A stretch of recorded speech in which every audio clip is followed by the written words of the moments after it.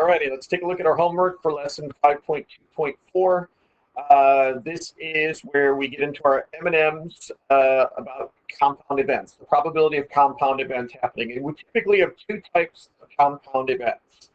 Some compound events involve a situation where you are interested in either of two outcomes taking place, but not both. So either this one or that one happening, but not necessarily both of them happening.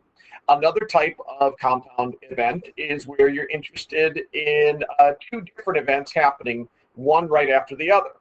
So that would involve the word and, where you want this to happen, and then right after that, you want something else to happen. And so there is a pattern to the processes that we would use to find what those compound probabilities are.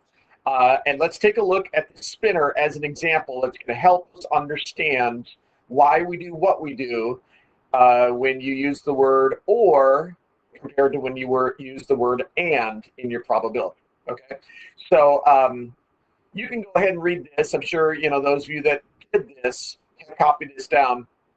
I'm going to use the spinner as an example. So let's say we're going to try and find the probability of landing on the blue section. Okay. Since we've got four sections that are all equally sized, each one represents 1/4 of the spinner, and that means we've got four equal parts, and only one of those equal parts is blue. Okay, so if we want to say what is the probability of landing on the blue, we would say it's a 1/4 or 25% probability. If we now can expand this and say, all right, what is the probability of landing on either blue or green? See if I can fit this in here. That means that you now have two sections out of the four that would qualify as a winner. Okay, I think in terms of winning, like you're playing a game with these sorts of probabilities just to drive the point home. So half of the spinner is either blue or green, and if you land on either one of them, that is considered a winning move. Sorry about this, my thingamajigger's not working like I want it to work. There we go. Okay. So in a situation like this, you would take the probability of landing on a blue or landing on a green, and that means that's increasing your chances of winning. And that means that you are going to add those two fractions together, because when you add 1/4 plus 1/4, your region gets bigger. It becomes 2/4 or 1/2. So whenever you have the word or, you are going to have a plus sign. You're going to add probabilities together. Now let's do the same thing, but this time let's take the probability of landing on blue, which we knew is 1/4, and then we're going to say after that, land on the green. So you're going to spin it now 2 times, not once. In the previous situation where you were using the word either or, you spun once, and if it lands on either one of them, that would be a winner. But this is different. This means you have to spin it twice. And you have to get the blue the first time, and you've got to get a green the second time. Now, the chances of getting blue on your first spin is only 25%, right? It's not real likely, but there's still a chance. There's a 1/4 chance of it happening. Can you imagine how much more difficult it would be to get a blue and then immediately after that get a green? That is not as likely, right? You're more likely to just get a blue spinning it once than to get a blue directly followed by a green. Because if you get a blue the first time, that's wonderful, but then the second time you get yellow, then you lose. So your chances of winning are not as good when you have a compound event or compound events where you have to get one and another directly after that. So this is one where we multiply them together, and that ends up being a 1 in 16 chance of getting the blue directly followed by the green. So whenever you use the word and, you will multiply the probabilities together, because it's likely that these two things are going to happen one directly after the other. Now, do you have this mastered? Does that make sense? Hopefully it makes sense. Will it take time for you to remember that these are the processes that you use? Yes, it will, especially when we move out of probability and get into other types of problem solving. And then when you're in 8th grade or in 9th grade or in 10th grade and these data, statistics, and probability come back into play, are you going to remember it all? Maybe, maybe not. But at least we're introducing the idea to you now, and you'll explore it in more depth at a later time. Hold on for a second. All right, so let's take a look at what our homework looks like. All right, so Maggie was at the state fair and decided to buy a sundae from an ice cream stand. The ice cream stand had 4 flavors. What are those 4 flavors? They are chocolate, vanilla, mint chip, and coconut. So these are the 4 flavors. And the 2 toppings would be hot fudge and caramel. So we want to find out all the different possible combinations that you can get here. So one way of looking at it is this. This is an example of compound probability where you need to get a flavor of ice cream and a topping. So this is where multiplication would come into play. So how many different flavors of ice cream are there? There are 4 flavors of ice cream. So your chances of getting any one of those individually is 1 out of 4, right? And the number of toppings are 2 toppings. So your chances of getting either a hot fudge or a caramel is 1 out of 2. So if we're just focusing on the denominators of these probabilities, that gives you the total number of possible outcomes. 4 times 2 is 8. So when you are having a situation like this, you can find out the total number of possible outcomes by multiplying all of these different parts together. And remember, this particular situation has 2 events, the choice of an ice cream and the choice of a topping. If we were to say, if we were to go into a deli and they had like 5 different types of bread and they had 6 different types of meat and they had 8 different types of cheese, you could make a lot of different sandwich combinations from these various kinds of bread, meat, and cheese. How many different combinations are there? Well, let's multiply all of those together, and you're going to get, what is this, 30 times 8? That is 240 different sandwich combos, having 5 kinds of bread, 6 types of meat, and 8 kinds of cheese.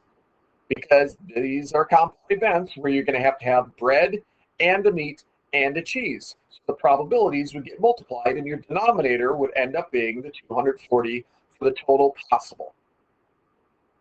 So as we move forward, start thinking about this process and multiplication. It's going to make your jobs a lot easier. So what was the answer to our question? We never even finished that. Okay. So how many different, oh, there it is. How many different sundaes could Maggie create? 8 different possible sundaes. All right, the Aloha Stadium in Honolulu, Hawaii has seats 50,000 people. At an upcoming football game, a company is planning to give away free hats to people based on where they are sitting. So the seats are divided into 40 sections that go around the stadium. If hats are given in only 5 of the sections, that would be 5 out of the 40 sections, which means that you have a 1 in 8, 5 in 40, or 1/8 probability of happening to sit in a section where hats will be given out. The company is going to choose 3 rows in each section to win the hats. So not everybody in these sections gets a hat. They're going to be down to these 3 rows. There are 46 rows in the section, which means that you have a 3 in 46 chance of sitting in a row that's going to receive free hats. But that's not what the question is asking. The question is, what is the probability that you are not sitting in a winning row? So this is what we refer to as the complement, right? You're either sitting in one of the rows or you're not sitting in one of the rows. 3 of the rows are winning rows, which means the rest of them are not. 43 out of 46 would be the probability of not sitting in a winning row. And then the company plans on giving out 750 hats. If you buy a ticket to the game, what's the probability that you will receive a hat? Okay, so we're expecting it to be a sellout, right? 50,000 seats, giving out 750 hats. So you got a 750 in 50,000 chance which simplifies down to 3 out of 20, or if you expressed it as a percent, 750 divided by 50,000 means you've got, that ends up being a 1.5% chance of sitting in a seat that will earn you a free hat. All right, lemonade recipe calls for using a ratio of 2 cups of lemon juice for every 4 cups of water. Draw a diagram that's here on the right. And what are we supposed to do? Fill in the missing information. So this is interesting right there. A lot of people think it's a 2 to 4 ratio. That is the ratio of lemon juice to water. But if we want to find the percents, we've got to do the cups of lemon juice to the total amount, which is 6 cups, right? Because 2 cups of juice and 4 cups of water give you a total of 6 cups of lemonade. And hopefully they've found some room for some sugar in there, because lemonade without sugar is just gross. And the more sugar you put in, the more delicious it is, as I'm sure I don't have to convince you. So what is the ratio of lemon juice to total liquid? Would be 2 to 6 or 1 to 3. Now, Angel made 10 cups of lemonade. She used 3 cups of lemon juice in her mixture. Did she follow the recipe? And the answer is no, because the amount of lemon juice should be 33% of, right, 1/3, 33% of the total lemonade. But if she used 3 cups out of 10 cups, that's only 30%. So this has a little bit less lemon juice, which I'm okay with skimping on the lemon juice. Just don't skimp on the sugar. The sugar is the most important part. All right, moving on. This is the kind of problem that you're going to see on some assessments. In fact, I seem to recall a semester or a year-end final exam question that has to do with this very idea. This is like a spinner, and you've got different sections that represent a portion of the total spinner, right? This represents 1/6 of the spinner. This represents 1/3. This is 1/4, that's 1/9, that's 1/12. Well, what is the fraction that goes with this section right there? One might look at that and say, ooh, it looks a little bit smaller than 1/12, so I think it's going to be like 1/14 or 1/15. But you don't want to estimate that. We want to justify it with mathematics. In fact, I'll tell you right now, CPM is really big on making you justify your answers and not just estimating by looking at the picture. And they'll purposely draw a picture so it's not proportional to the real thing, so that you have no choice but to solve it mathematically. And if you just look at it and guess, you're going to get it way wrong. Okay, so what do we know about this entire spinner? We know that the total is equal to 1, correct? So what we need to do is we need to add up all these different parts.